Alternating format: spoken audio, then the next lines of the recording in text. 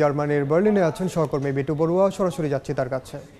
বেটু, আসলে গোটা ইউরোপের যারা সাধারণ নাগরিক রয়েছেন কিংবা জার্মানি, ফ্রান্স, আশেপাশের স্পেন যেসব দেশেরই কথা বলেন না কেন সেসব দেশের নাগরিকরা অপেক্ষা করছেন। অর্থাৎ গোটা ইউরোপের মানুষজন অপেক্ষা করছেন একটি নিরাপদ বড়দিনের উৎসব পালন করবার জন্য। কিন্তু এরই মধ্যে সক্রিয় সংগঠিত অপরাধ চক্র অর্থাৎ ইউরোপের নানা দেশে নানাভাবে সক্রিয় রয়েছে। বিশেষ করে পূর্ব ইউরোপের দেশগুলোতে মানব পাচার, অস্ত্র পাচার, একই সাথে এই যে এই নানাভাবে যে মাদক পাচারের সাথে সাথে যে মানব পাচারের যে বিষয়টি রয়েছে সেটিকে লক্ষ্য করে কিন্তু অপরাধী চক্র নানা দেশে তাদের যে নেটওয়ার্ক সেটিকে তারা সমৃদ্ধ করেছে। কিন্তু এরই মধ্যে এই অপরাধী চক্রকে ধরবার জন্য ইউরোপীয় ইউনিয়নের যে সমন্বিত নিরাপত্তা বাহিনী রয়েছে সেই ইউরোপোলের মাধ্যমে কিন্তু ৩ টা অভিযান আমরা দেখতে পেয়েছি।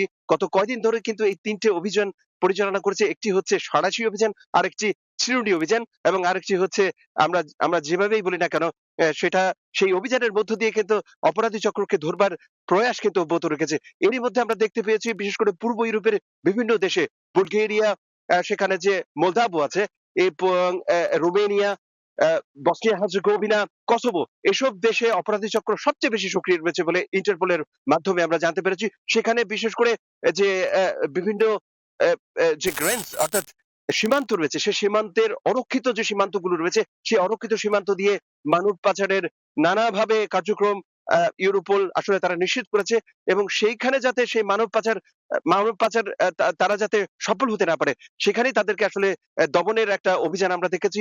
নানাভাবে যানবাহন অর্থাৎ প্রায় লাখ, লাখ যানবাহন তল্লাশি আ লা লাখ, লাখ যানবাহনের তল্লাশি চালানো হয়েছে এবং ৫ লাখেরও বেশি যারা ব্যক্তি রয়েছে, নানাভাবে সেই ব্যক্তিদের আসলে সন্দেহভাজন ব্যক্তিদের সাথে তাদের আশেপাশে তাদের কিছু আছে কিনা কিংবা তাদের শরীরে কোনো অস্ত্র বহন করছে কিনা, সেভাবেও তাদেরকে আসলে নিরাপত্তা নিশ্চিত করবার জন্য ইউরোপোল এবং ফ্রান্স, জার্মানির যে পুলিশ বাহিনী রয়েছে, তারাও কিন্তু যোগ দিয়েছে।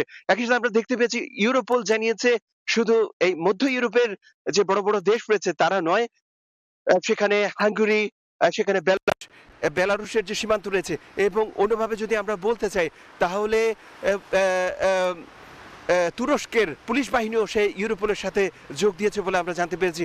প্রায় ৮০০ র উপরে যে অপরাধী চক্র তাদেরকে গ্রেফতারে সক্ষম হয়েছে ইউরোপোলের যে সমন্বিত নিরাপত্তা বাহিনী, সেসব নিরাপত্তা বাহিনীর সদস্যরা।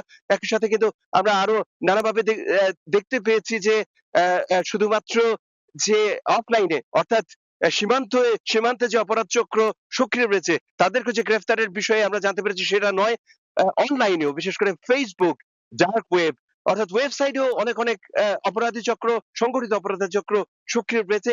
তাদেরকে গ্রেফতারের সর্বোচ্চ চেষ্টা করে যাচ্ছে এবং বড়দিনের আগ পর্যন্ত এই অভিযান অব্যাহত থাকবে বলে ইউরোপোলের যে সমন্বিত বাহিনী তাদের কাছ থেকে আমরা জানতে পেরেছি। তো এই ছিল আমার কাছে যে সংগঠিত অপরাধ চক্রের বিরুদ্ধে যে অভিযান তার সর্বশেষ।